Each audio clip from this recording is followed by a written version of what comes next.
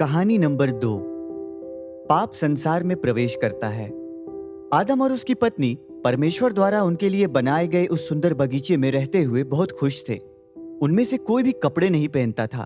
फिर भी इस बात ने उनमें से किसी को शर्मिंदा नहीं किया था, क्योंकि संसार में पाप नहीं था। वे अक्सर उस बगीचे में टहला करते थे और परमेश्वर से बात किया करते थे।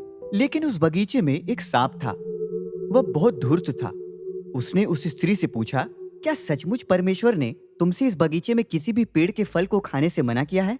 उस स्त्री ने उत्तर दिया, परमेश्वर ने हमसे कहा है कि हम उस भले और बुरे के ज्ञान के पेड़ के अलावा किसी भी पेड़ के फल को खा सकते हैं। परमेश्वर ने हमसे कहा है कि अगर तुमने उस फल को खाया या उसे छुआ भी तो तुम मर जाओगे। उस सांप ने स्त्री को जवाब दिया, ये सच नहीं है, तुम नहीं मरोगे। परमेश्वर जानता है कि जैसे ही तुम उस फल को खाओगे तुम परमेश्वर के समान हो जाओगे और उसके समान भले और बुरे को समझने लगोगे। उस स्त्री ने देखा कि वह फल मन भावना था और स्वादिष्ट दिखाई देता था। वह भी समझदार बनना चाहती थी, इसलिए उसने फल को तोड़कर खा लिया। फिर उसने अपने पति को, जो उसके साथ था, वह फल दिया और उसने भी खा लिया। अचानक ही उनकी आंखें खुल गई और उनको मालूम हुआ कि वे नंगे थे। उन्होंने पत्तों को एक साथ सिलकर उनके कपड़े बनाकर उनसे अपने शरीरों को ढकने की कोशिश की। तब पुरुष और उसकी पत्नी ने उस बगीचे में टहलते हुए परमेश्वर की आवाज को सुना। वे दोनों परमेश्वर से छिप गए। तब परमेश्वर ने पुरुष को आवाज लगाई, तू कहाँ है?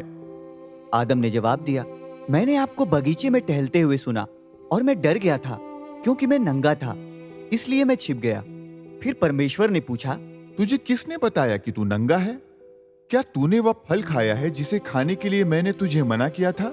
पुरुष ने जवाब दिया, आपने मुझे जो ये स्त्री दी है, इसने ही मुझे वह फल दिया। तब परमेश्वर ने स्त्री से पूछा, तूने ये क्या किया है? वह स्त्री बोली, सांप ने मुझे धोखा दिया है। परमेश्वर ने सांप से कहा, तू श्रापित है, तू अपने पेट के बल चला करेगा और मिट्टी चाटेगा।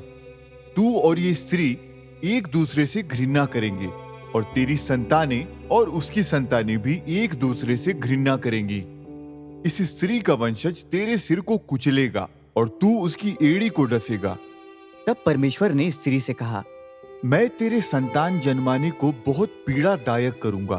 तू अपने पति से लालसा करेगी और वह तुझ पर प्रभुता करेगा। परमेश्वर ने पुरुष से कहा, तूने अपनी पत्नी की सुनी है और मेरी आज्ञा नहीं मानी है, इसलिए भूमि श्रापित हुई है और तुझे भोजन उगाने के लिए कठिन परिश्रम करने की आवश्यकता होगी। अब तू मर जाएगा और तेरा शरीर मिट्टी में मिल जाएगा। उस पुरुष ने अपनी पत्नी का नाम हव्वा रखा, जिसका अर्थ है जीवन देने वाली, क्योंकि वह सब जातियों की माता होगी। और परमेश्वर ने आदम और हव्वा को जानवर की खाल से बने कपड़े पहनाए। फिर परमेश्वर ने कहा, अब भले और बुरे को जानने से मनुष्य हमारे समान हो गया है, इसलिए उनको उस जीवन के पेड़ के फल को नहीं खाने देना चाहिए कि वे सदा के लिए जीवित रहें। इसलिए परमेश्वर ने आदम और हव्वा को उस बगीचे से बाहर निकाल दिया और परमेश्वर ने किसी को भी उस जीवन के पेड़ के फल को खाने से रोकने के लिए उस बगीचे के प्रवेश द्वार पर शक्तिशाली स्वर्गदूतों को रख दिया।